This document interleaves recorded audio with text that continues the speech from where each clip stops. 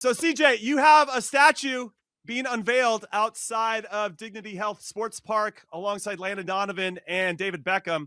What is that like to get a statue? I mean, that's surreal. That's another level. When That's you get the another statue, level. that we're talking like we got to kiss the ring the next time we see you. You know what I mean? That's a big deal. There's always. I'm going to hold you to that. I'm going to hold you to that. Yeah, there's always like when someone says you're a legend, you're like, okay, yeah, I feel appreciated. I'm a legend. But when you get a statue, that's something that unreal etches you in history for life. Like anytime someone goes to the stadium, they're like, Cobi Jones, look at the statue. Like, what does that mean to you? Do you ever think you'd get a statue? Well, first off, no. Number one right off the bat. But look, I agree with what you guys said. It was surreal, right? It's still, even now, it really hasn't sunk in. To tell you the truth, it's one of those things where when you first hear about it and you've seen the other statues, you're like, wow, this is amazing, But then it kind of, just kind of like dissipates, where you're just like, and you think about it every once in a while, and it kind of hits you. But it's surreal. It's hard to put into words. I agree with you. It's beyond a lifetime achievement, because when I'm dead and gone, that statue's going to be there. So I would say there's a lot of pressure that they get it right. I'll tell you that. I'm gonna the dreads better be right. This has to be right, okay? You can't snakes coming out or anything like that. So, by the way, April 26th, that's the date. So I want you guys there. I invite all of you to come. Live show from the statue of Cobi Jones. That would be awesome. Yeah, that would be top. Let me tell you, one of the things they don't tell you about, about this is when it comes to the time, like you're inviting people and telling everyone about it. In this day and age, they say, okay, you've got to get the emails of all the people that you want there and all the people that, it's impossible. I've met so many people and played with so many players and have so many friendships over the years. It's just impossible. So that's why I do it live and just say, hey, everyone come out April 26th, enjoy it. It's a party. It's a fun time. Do you have any say in what it looks like? I mean, Cristiano Ronaldo probably wanted a say in his first statue, and who was the guy that the comedian James Corden? Did he do the David Beckham one? Like, if he shows up, right? You guys start thinking about, is there a second statue that's coming out here? Like, how much say do you have in this whole thing? Yeah, if Corden shows up, it definitely better have a second one. I give props out to the Cristiano Ronaldos and people even say like the Dwayne Wades and all that stuff before. So everyone knows now, you better be involved at some point. And I have been. That doesn't look like you. So I have been involved to a point where I know what the positioning is going to look like. I know kind of the picture that they're going to be going off of.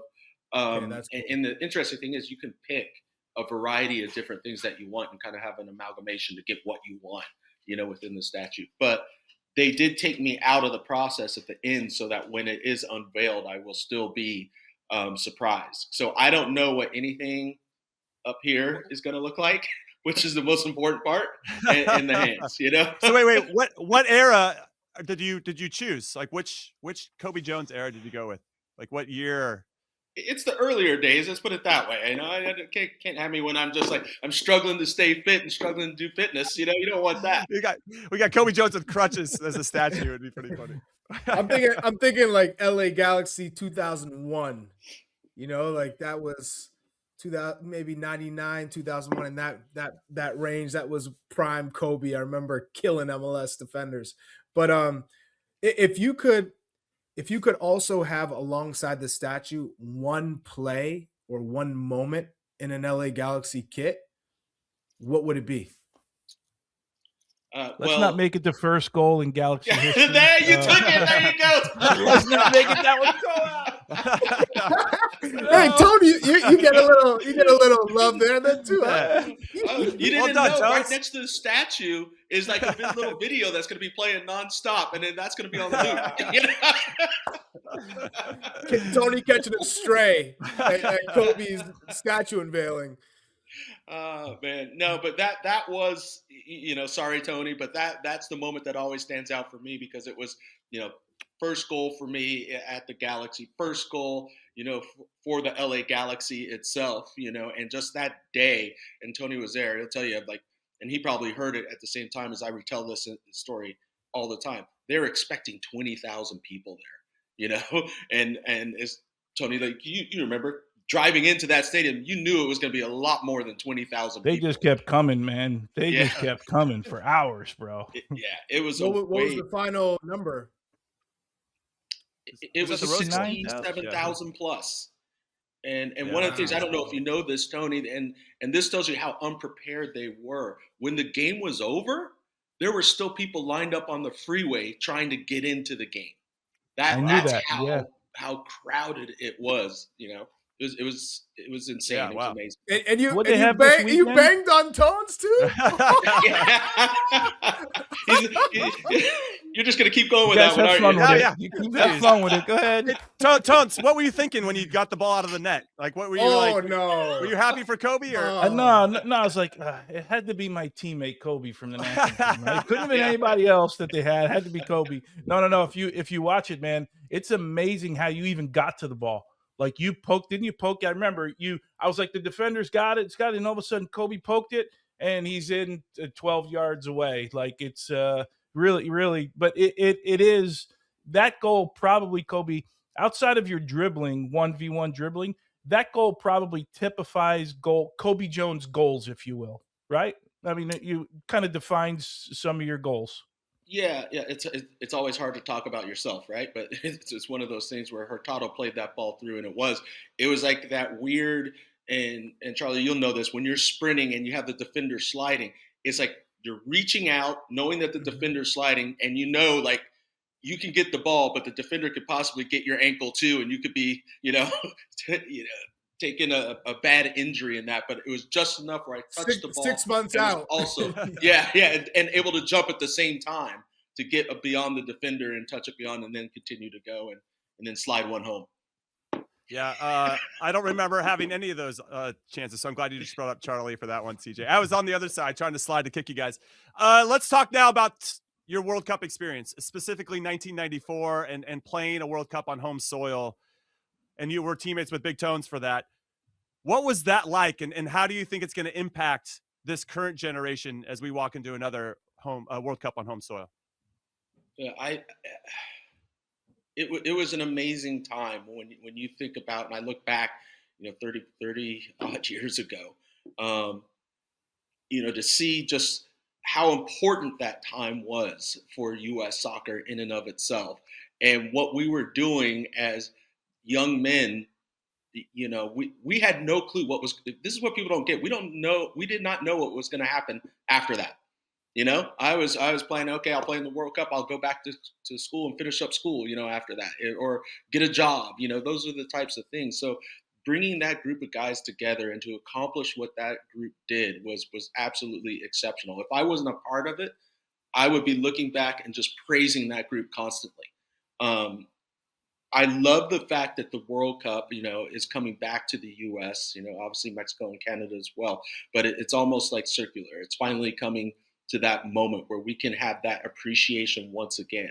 And the opportunity for these guys are going to be amazing.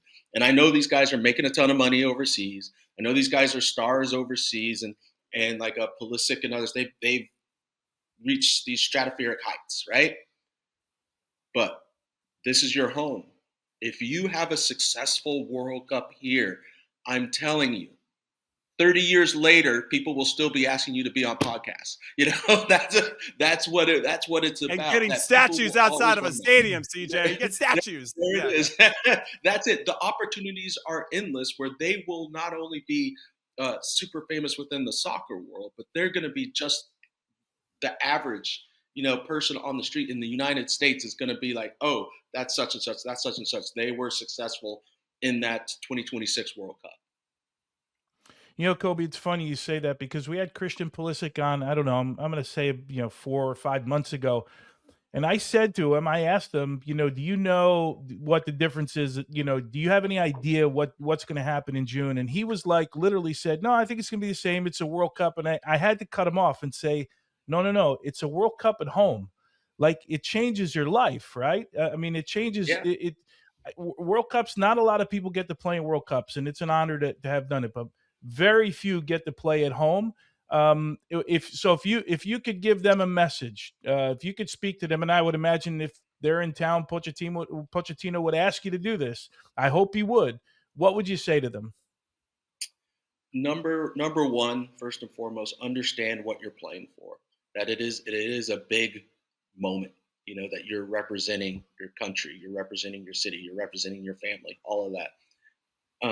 Then I would say also, which is extremely important, enjoy the moment.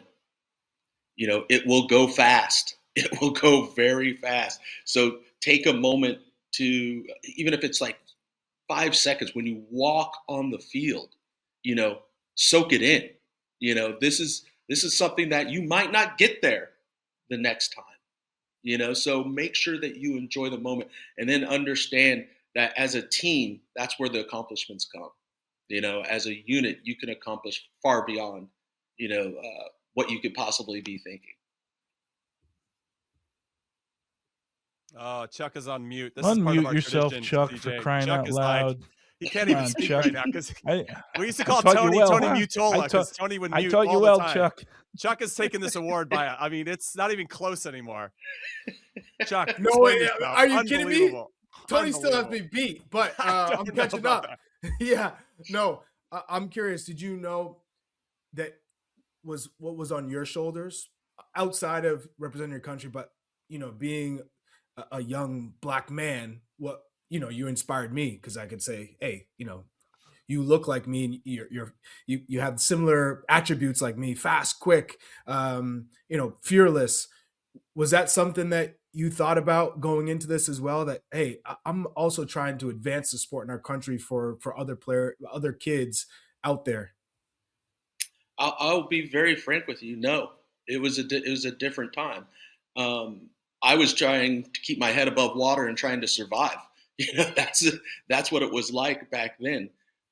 As time went on, as more people would come up to me and say things like that, and I appreciated it that I was, and not to I'll give kudos to my family, my parents and stuff. It shows that my parents raised me right, had me in the right position, had me acting in the right way, that people would look up to me, in that way. And this is one of the things I tell people now. Please tell your idols or the people that you look up to, tell them at the moment, if you have the chance, that they are there inspiring you, because you don't know. Like, I didn't know that. I didn't know that until later on. Cobi, you were one of those players. You were super cool with the dreadlocks. Like, that always, stuck out, that no matter what you looked like, kids loved Cobi. Cobi Jones was loved by all. But it also came with like the added pressure, which you said you weren't even aware of. If there were a lot of kids that were maybe unsure if soccer was the right sport for them, because soccer wasn't big. It was all about NFL stars and NBA stars. And that's kind of where culture told you should fit, or the sport you should follow. And all of a sudden here you came, light skin, golden skin, the dreadlocks, you're flying around the pitch. And it's like, hey, that's what I want to do. And we look the same. Like, you had that added kind of impact. And so, maybe at the time you didn't know, but you inspired a whole generation of black kids in this country, because you made it feel like the sport was accepted. Because I can tell you right now, there's no way in hell when you were playing all around the country that you saw a lot of black players. Because I remember growing up in New Hampshire, it was far and few in between. And then as I was going around, you saw black players, but there weren't a whole bunch. It wasn't like a talked about, and that, I don't know if that was part of, the culture, the country at that time, but I'm sure you saw it. Oh yeah, definitely. I saw it. I felt it. I grew up in it. And getting back to like what you said, I look at it now, and like during those times when I start appreciating it, I'm so thankful that I was able to do that and be that inspiration, for so many young black kids, because I do understand that. I grew up where I was always, for the majority of my youth career, the only black kid, on a team. I didn't see my first black coach until I went to college. And I saw, I mean, think about that. When you're 5 years old until you're 18, my first black coach that I saw was Clive Charles, and I was like, oh, and it's that little moment. You're like, oh, there's black coaches, like that. It was, those things kind of stick out. So, yeah, I totally understand. I understand it from like your generation and other generations. And even for myself, trying to be, for me, trying to be a little bit more. There was always that added pressure that I had to be a bit more special. A little bit better? A little bit better, so to speak. Just to make sure that I had that chance and that opportunity. I do give a lot of credit, to, those coaches that I had earlier on that did not care about any of that and just said, just play, be good, be yourself, and go out there and represent yourself, your family, your people, your country, everything, to the highest level that you possibly can. And I love it when people come up to me and say, that I inspired them, because you don't know. You don't know. It's just like when people come up to you and just go, oh, you inspired me to do this. I loved you being a goalkeeper, a defender, a striker. You're like, oh, that's pretty cool, because you don't think about it all the time, of that you've affected so many different people over the years. And that's why you're getting a statue, and a well-deserved one at that. Now you have 164 caps, Cobi, and Christian Pulisic is halfway there at 82. Are you a little worried? He's only 27. That maybe this guy can catch you. Like, how much is that? How much is that? I thought Michael Bradley was gonna. There was a time where I was like, Michael Bradley's certainly gonna catch this record, because the guy was never injured, played all the time. His dad was a national team coach. I'm like, there's no way he's not catching you. But Kobe's still at the top. Still there. How much does that record mean to you? For now. It does mean a lot. It means a lot, because it makes me realize that I had a long career, sustained career, and an injury-free, career. That's the big thing that catches up, with all of us at some point. As you get older, once you start hitting those, late 20s, early 30s, and you get those injuries, you're not bouncing back in like, oh yeah, 6 weeks. Because sometimes that 6 weeks, all of a sudden it becomes like 3-4 months, So that's what I was very thankful for, over the years. And as far as Pulisic, I hope so. Records are made to be broken, as they say. And that would just tell me that he's having a long and successful career. A prime Cobi Jones racing against a prime Charlie Davis. Oh, here we go. That'd be a great Who wins the race? That's what I want to know. I could. Then you're the one to answer this. Wow, you might be the one. It's different. Listen, Cobi running at you from out wide to coming inside is Chuck trying to like drag you into the corner. That's tough. I've always looked up to Cobi. These two guys are racing straight forward, anywhere on the field. Straightforward. I'm gonna go with CJ. Sorry, yeah. Chuck. I appreciate it. I understand I'm the guest on the show, so you got to make me happy. So keep the old man happy. That's right. All right. I'll tell you what, but Jimmy, I got to say this, because I was a teammate of Kobe's for 2 World Cups, and Cobi, I don't know out of my 100 caps how many you were involved with, but probably more than not. I'm guessing. And Cobi was one of the best teammates you could ever have, from so many standpoints. And I'm not saying this because you are the guest. I'm saying this because it's all true. The one thing I will remember about Cobi, it was Cobi and I that walked off the field together against Brazil, right? And the one thing I always respect about Cobi, we obviously lost to Brazil. Nobody's happy, but he was pissed after that game. I don't know if you remember, you threw your shoes in the stands, remember? You were like, I don't effing need these things anymore, And what it told me was that Cobi was like me with regards to, I don't care who we play, like we need to win the game, right? We're no longer the team like just shows up anymore, and like he wanted to win as bad as I wanted to win. And it always stuck out to me. As we were walking off the field, and so many things happened that day, the whole thing with Tab and like everything. And by the way, we should have been 2-0 up in the first 10 minutes of that game, right? Against Brazil. Yeah. But man, you were such a great teammate, man. And I'm so happy I know someone got a trophy there before you, but if anyone deserves a trophy, man, it's a statue. I'm sorry, it's Cobi Jones, and I'm happy for you, man. You deserve it. Thank That's you awesome. very much. I appreciate it. Absolute class act. That always has been. But now, if we're looking at this current team, this group, how confident are you with this current group? Because there were times where we all thought, even with Pochettino on the sideline, they're a little bit lost, not knowing maybe their strengths, not maybe something has to change because it wasn't looking great. It feels like after these last few friendlies that Pochettino has a good handle on the team, that he's made some tactical adjustments to get the most out of this group. Do you think they have enough to make a strong run similar to what you guys did in 94, at least a run that can inspire a whole new generation? And what do you think it'll take? Yeah, they definitely have enough, and they have the talent, to do it. The question is always going to be, for any team, is can they come together as a unit?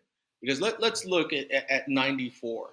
We had no right to do what we did, but we did by coming together as a unit, and getting the success. If this group can come together, and play as a team, they're going to be successful because the skill levels have become more, all the trainings and all this has become more. So you'd imagine that they would have at least the same success. Now, with that comes more pressure, because the expectations are higher. Can they live up to those expectations? I think so. I would tell everybody that was all worried and concerned, and look, I was too, with the way the team played before. I had to look back and go, you know what? There's always criticisms. And I would say this to the players too, to understand there's always going to be criticisms. That's the nature of the business that we're in, of sports, that there's going to be people that will be talking about you. You're in entertainment. It's sports entertainment, so you will be criticized. You have to put all that aside, and you have to make sure that you're peaking at the right time. And this is where I think Pochettino has gotten it. This is actually an important question for both you, Tony and Cobe, because I don't think this is necessarily talked enough about in terms of when you say they need to be a team, right? We always hear about teams, units make it the furthest in World Cups, not necessarily the actual individual talent, but how much of that is built off the pitch? What needs to be done in order to make sure that is proper off the pitch, that you're willing to bleed for the next guy, that you're willing to go the extra mile for that next guy? What did you guys do off the pitch to make sure that it was so in sync on the pitch? Well, we lived together for like a year and a half, Yeah, and trained twice a day under Bora. Yeah, twice a day for a year and a half. That is it. We all deserve statues for that, Coby. Yeah, exactly. You have to understand that coming together as a team off the pitch, yeah, it is extremely important. It's 90+% of it, and it's that bonding, and you can bond through positive times, but I think teams bond more over the strife and overcoming things together. And that 94 team, it was the year and a half of double day. I mean, you guys, come on. Can you imagine double days? I mean, for a year and a half, anyone going through that now? No. I think there would be revolts, But imagine how tight you come as a group. And yes, it's bitching about the coach. It's complaining that you got this. It's complaining about the conditions. Now, for this group, it's going to be even more so of an issue because they don't have that. They have to go off to don't have to, but they go off to their teams. They don't see each other for a while. Yeah, they communicate Instagram and, DMs and all this type of stuff, but it's not the same as being face to face. So they've got to find a way, to come together. Maybe some of it is all the quote unquote abuse that they got from everyone, that they're not a good team and all of that. That if they can come together and, bulk up, for that World Cup and over these next few opportunities as a team, this is it. It's getting over the tough times. It's having good times together, all off the pitch. That's how you become that unit. Yeah, I think you said something really important about suffering together. I think the best teams in the world, internationally or club, are the ones that know how to suffer together. You go from surviving to thriving, and clearly that 94 team had that in spades. All right, Cobi Jones, statue coming, but we're going to ask you the hot, big question here as part of our tradition. Your best jersey swap. You've got, obviously, illustrious career played in, 1,000 games. Who's your best jersey swap that you've had in your career? This is a funny one. It's a buddy of mine. I would say Jorge Campos. I thought that was always one of the best ones. Jorge. You know, having as far as just having the crazy colored, goalkeeper's outfit, from back in the day, that was pretty special. That's a good one. Cobi knows goalkeepers. That's he what knows goalkeepers. He sees them as field players, Big Tones. I think that's the most important thing. See, Chuck? Well, you have to study them. You have to study them to know how to beat them, right? That's true. That's true. All right, Cobi Jones, everybody, thank you so much for hanging out with us today. And yes, congratulations once again on getting a statue. Well deserved. And we wish you the best of luck. Enjoy the World Cup, and hopefully we'll have you on very, very soon. CJ, thank you. Appreciate you.